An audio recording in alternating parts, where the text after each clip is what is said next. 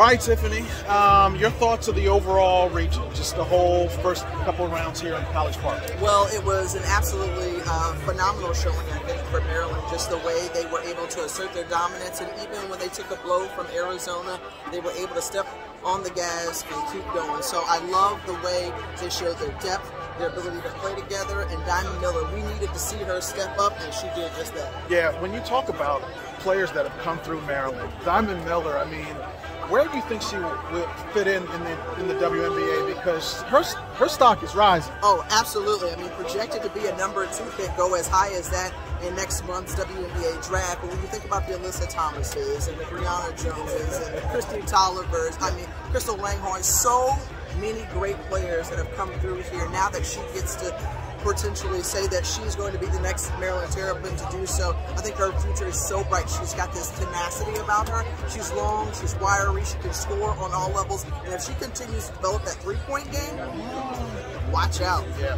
So obviously in the women's game, names like Gino and Tara and Dawn are there, but Brenda Freeze's body of work, I mean, you can never count Brenda out, and just you take for granted how many times she's been at the tournament. She only has one championship, but how many times she's been at the tournament? She's #2 seed. How far can Maryland go? I mean, because South Carolina's in that region. Yeah, and that's going to be tough for sure. But I think South Carolina is a team that could potentially be beaten, or the best chance for them is a team who has already played them. Maryland saw them. They didn't have Diamond Miller. It's going to be potentially a different story if they make it to the Elite Eight. And I think Brenda Freeze deserves a ton of credit for the job that she has done here. Consistently perpetual winners and perennial power, and I think going up against that is also can be very difficult. But you have to tip your hat for the job she's done recruiting, and in a season where there were a lot of question marks, correct, she blended in 9 new players, brought in some really key transfers,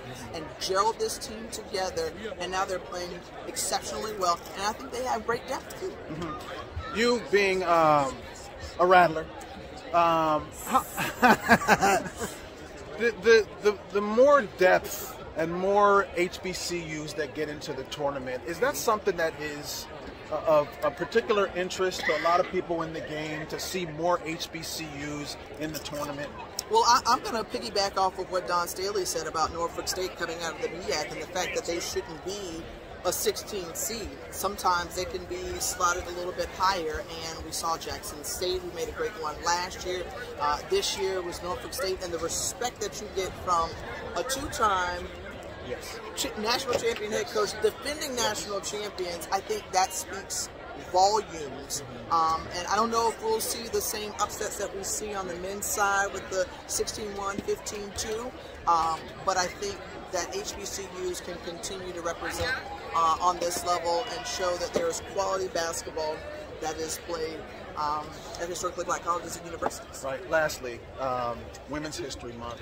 What you've done for women's basketball, being the first to do things and seeing all the parity now going on. How important is it to see for young girls and women to see not just the players, but you and people on the sideline doing, you know, women are everywhere succeeding?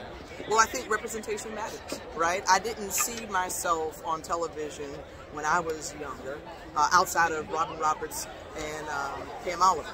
You know, so I think being able to turn on the television and to see the Elle Duncans and LaTrina Robinsons and Monica McNutts and Andrea Carters, it's great that I can run off a list and I didn't even name them all. That's the beauty in it, because different voices, different perspectives, they matter, and approaches and styles.